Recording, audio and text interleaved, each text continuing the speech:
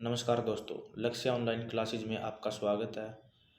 आज का हमारा टॉपिक रहेगा संविधान का निर्माण, कि संविधान का निर्माण कैसे हुआ। तो इसके लिए हम हर रोज़ एमसीक्यू की एक क्लास लेके आएंगे, जिसमें वे क्वेश्चन होंगे जो पहले किसी न किसी एग्ज़ाम में आए हुए हैं। तो हम क्लास को शुरू करते हैं। सबसे पहले हमारा क्वेश्चन होगा, संविधान सभा का प्रथम अधिवेशन कब प्रारंभ हुआ।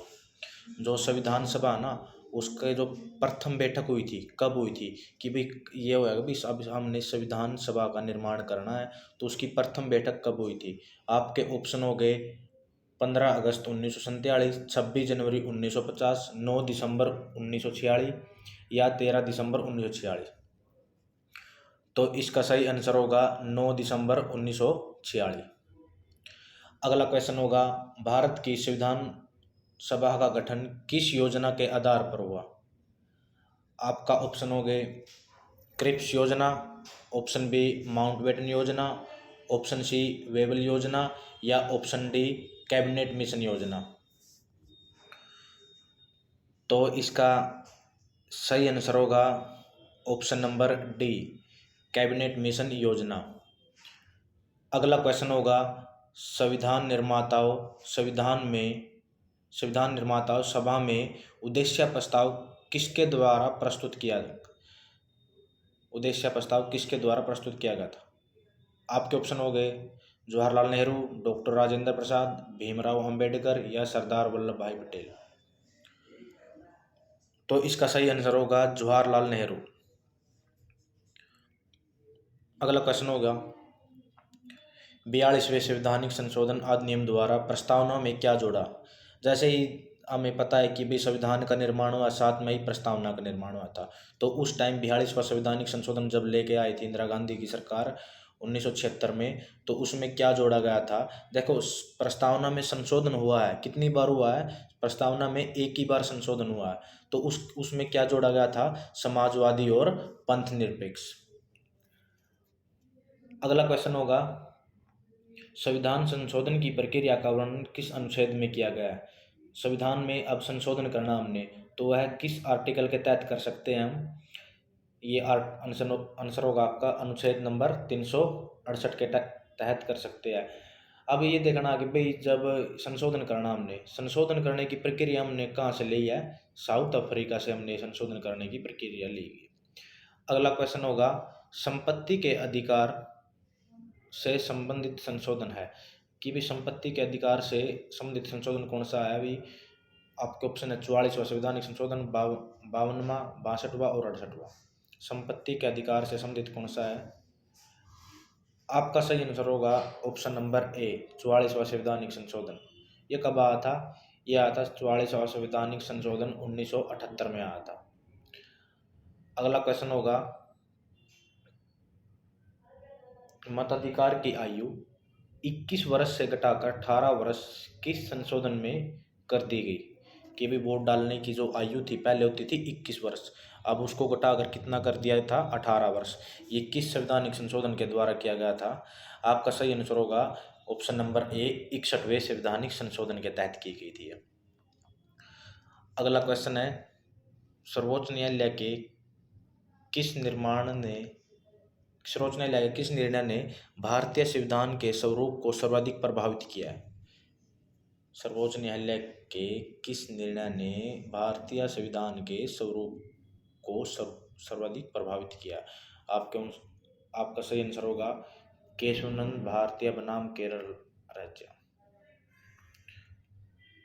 अगला क्वेश्चन है, निम्नलिखित में से कौन सा मौलिक अधिकार नहीं है।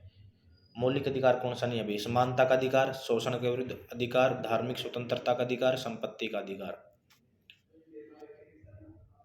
आप साथ साथ आंसर देते चलना भाई, बाद में कमेंट करके बताना कितने आंसर आपके ठीक हुए। बिल्कुल ही आसान आसान क्वेश्चन है वैसे तो, लेकिन इम्पोर्टेंट है। जैसे कि हमें पता है कि भाई हमारे संविधान में कितने मौलिक अधिकार है। हमारे संविधान में हमने पता भी 6 मौलिक अधिकार है। तो हमें ये बताना है कि भाई इनमें से कौन सा मौलिक अधिकार नहीं है। जैसे समानता का अधिकार मौलिक अधिकार है, शोषण के विरुद्ध मौलिक अधिकार है, भाई धार्मिक स्वतंत्रता का अधिकार किस मौलिक अधिकार? तो संपत्ति का अधिकार मौलिक अधिकार नहीं है ये। तो आपका आंसर सही होगा ऑप्शन नंबर डी, संपत्ति का अधिकार। अगला क्वेश्चन होगा आपका, जब कोई पदाधिकारी अपने सार्वजनिक कर्तव्य को निर्वाह नहीं करता तो उच्चतम एवं उच्च न्यायालय द्वारा लेख जारी किया जाता है, उसे क्या कहते हैं? आपके ऑप्शन हो गए उत्प्रेषण, प्रतिषेध, परमादेश, अधिकार परीक्षा। देखो ये आपने पढ़ा होगा, ये क्या रिट मतलब भाई आर्टिकल नंबर 352 है ना, ये सॉरी आर्टिकल नंबर जो 32 है ना, इसमें ये 5 प्रकार की रिट है, मतलब 5 प्रकार के आदेश है इसमें। ये इसमें आपका सही आंसर क्या होगा, आप साथ साथ बताना। आपका सही आंसर होगा परमादेश, मतलब आदेश देता है।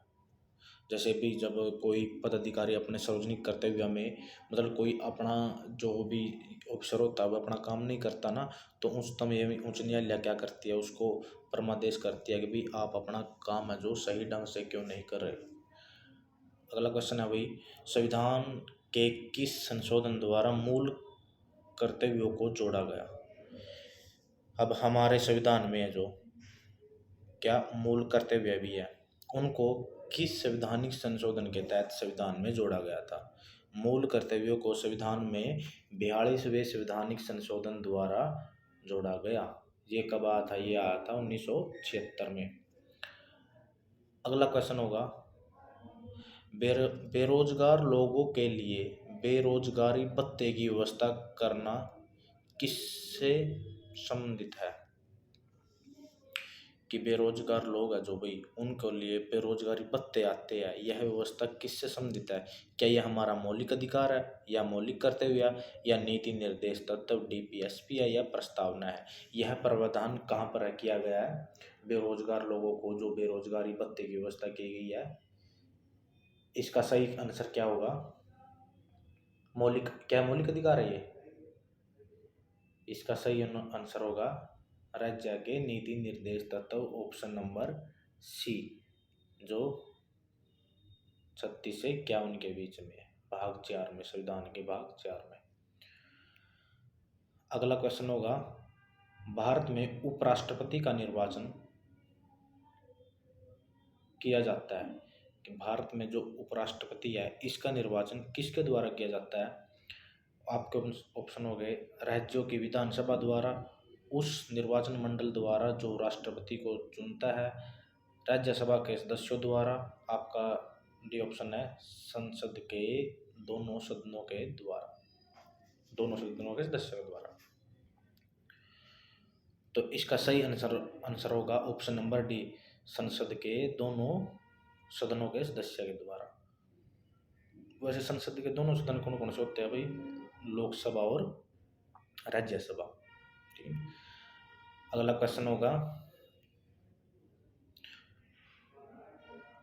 1925 में अधिकारों की घोषणा किस रूप में की गई?